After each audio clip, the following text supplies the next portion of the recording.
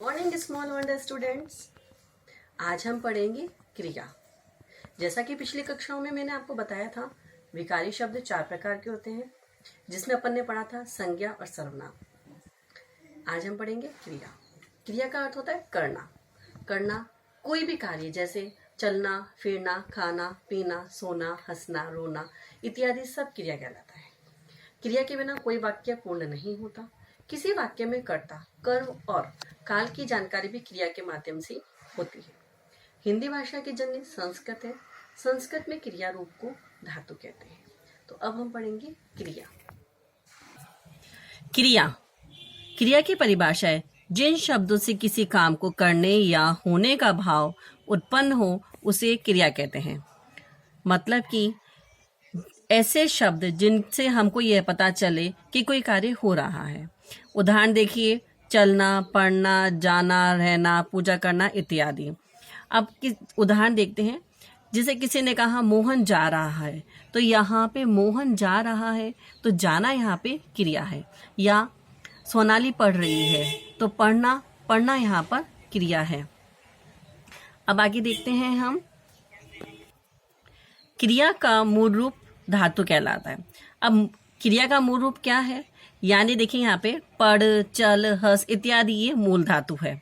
अब इसमें यदि ना प्रत्यय जोड़ दिया जाए तो क्रिया का सामान्य रूप बन जाता है। कोई भी धातु होती है उसके मूल रूप होता है और एक सामान्य रूप होता है। मूल रूप है जैसे रो, हंस, चल, नहा, खा, ये इत्यादि मूल धातु हैं।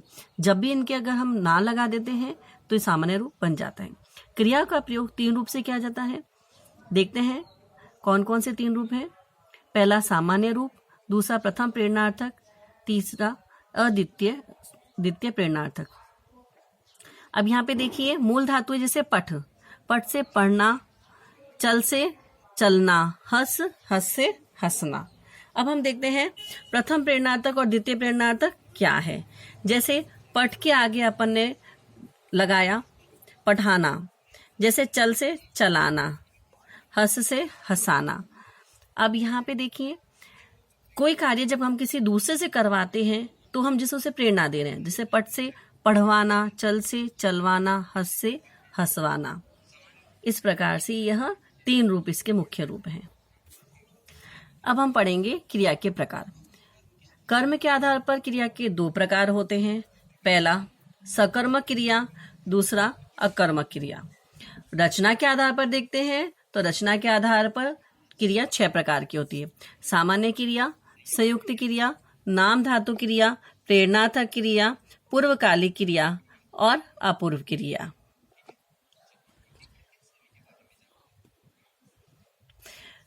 सबसे पहले हम देखेंगे सकर्मक क्रिया।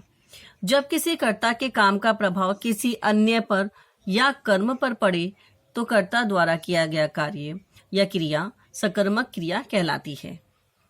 यानी जब भी हम कोई कार्य करते हैं उसका प्रभाव किसी दूसरे पे पड़ता है, यानी कर्म पे पड़ता है, तो वह सकर्मक क्रिया कहलाती है।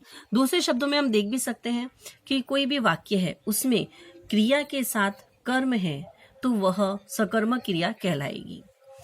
अब आप देखिए इसमें उदाहरण देखिए, मैं वीडियो बना रहा हूँ, तो यहाँ पर मैं वीडियो बना रहा हूँ, बनाना जो क्रिया हो रही है यहाँ पे उसका पूरा प्रभाव पड़ा है वीडियो पे। तो यहाँ पे मैं करता है, वीडियो कर्म है और बना रहा हूँ क्रिया है। अब यहाँ देखिए सकर्मक क्रिया के प्रकार। सकर्मक क्रिया के 2 प्रकार होते हैं।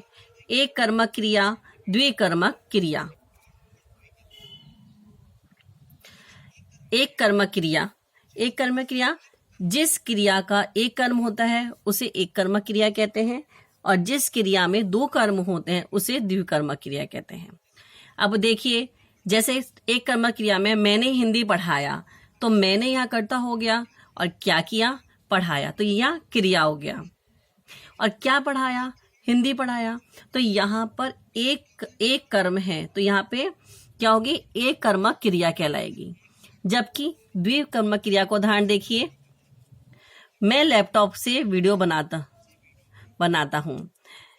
बनाना यहाँ पे क्या है, क्रिया हो गया, और करता मैं। अब यहाँ पे दो कर्म है, एक है लैपटॉप और दूसरा है वीडियो, तो द्विकर्मक यानी दो कर्मक होने से द्विकर्मक बना। अब आगे हम देखते हैं सकर्मक के बाद आता है अकर्मक क्रिया।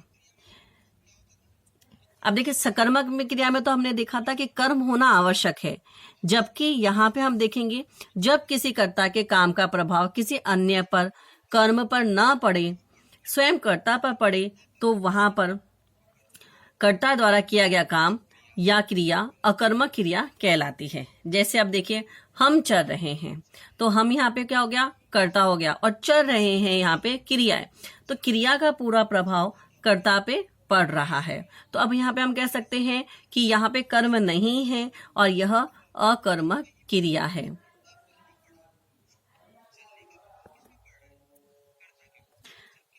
अब हम पढ़ेंगे रचना के आधार पर क्रिया, जिसमें सबसे पहला है सामान्य क्रिया। अब सामान्य क्रिया जो बिल्कुल साधारण वाक्य है वह सामान्य क्रिया में कहलाए। जैसे जब किसी वाक्य में एक क्रिया का प्रयोग होता है तो वह सामान्य क्रिया होती है। जैसे देखिए उदाहरण, मैंने आज क्रिया पढ़ाया, तो यहाँ पे मैंने कर्ता हुआ और पढ़ाया यहाँ पे क्रिया है, यानी कि यहाँ पे एक सामान्य ही है वाक्य। दूसरा है संयुक्त क्रिया। जब वाक्य में एक से अधिक क्रिया मिलकर एक ही कार्य को पूरा करती है तो संयुक्त क्रिया होती है। जैसे सब लोग क्रिया पढ़ रहे हैं, तो यहाँ पर सब लोग, ठीक है। अब यहाँ पे देखिए पढ़ रही हैं, पढ़ रहे हैं यानी यहाँ पे मुख्य क्रिया क्या है, पढ़, और रहे हैं रंजक क्रिया, यानी दो प्रकार की क्रिया है। दो प्रकार की क्रियाएं एक ही कार्य को पूरा कर रही है। तो पहली क्रिया हो गई पढ़ना यानी पढ़, और दूसरी रहना यानी रह। तो यहाँ पे पढ़ रहे हैं यानी दो क्रियाएं मिलकर जब एक वाक्य का निर्माण कर रही है तो यहाँ पर यह संयुक्त क्रिया कहलाएगा।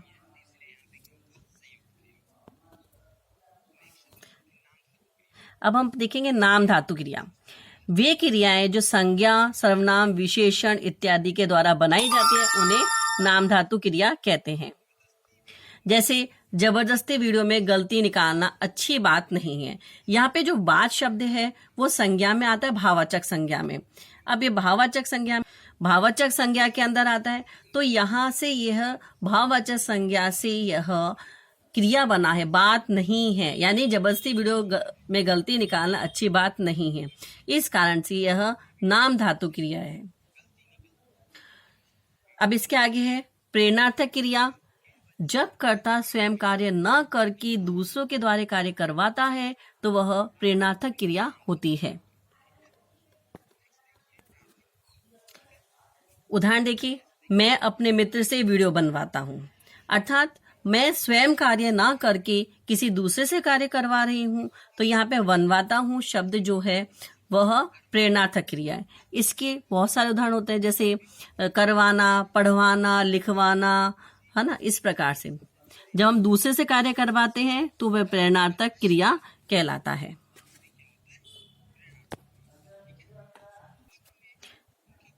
अब है पूर्वकारी क्रिया। किसी वाक्य में मुख्य क्रिया से पहले आने वाली क्रिया को हम पूर्वकालिक क्रिया कहते हैं। अर्थात किसी वाक्य में जब दो क्रियाएं हैं तो जो पहले वाली क्रिया है वह पूर्वकालिक क्रिया कहलाएगी। जैसे उदाहरण देखिए, मैं हिंदी में वीडियो बनाकर सो गया। तो यहाँ पे देखिए एक कार्य हो रहा है कि मैं हिंदी में वीडियो बनाकर, और दूसरा सोना, यानी यहाँ दो कार्य हो रहे हैं। पहला कार्य हो रहा है मैं हिंदी के वीडियो बनाकर सो गया। तो यहाँ पे दो क्रिया हैं, एक है बनाना और दूसरी है सोना।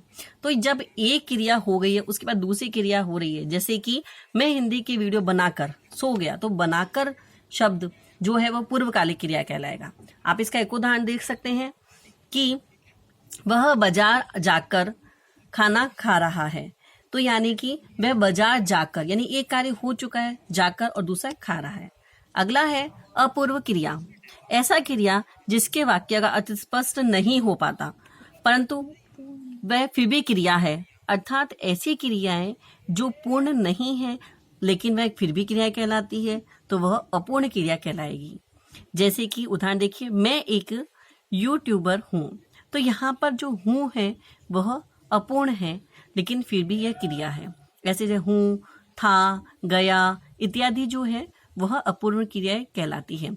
आप ये भी कह सकते हैं जैसे अपन इंग्लिश में कहते हैं हेल्पिंग वर्ब, वही अपूर्ण क्रिया होती है।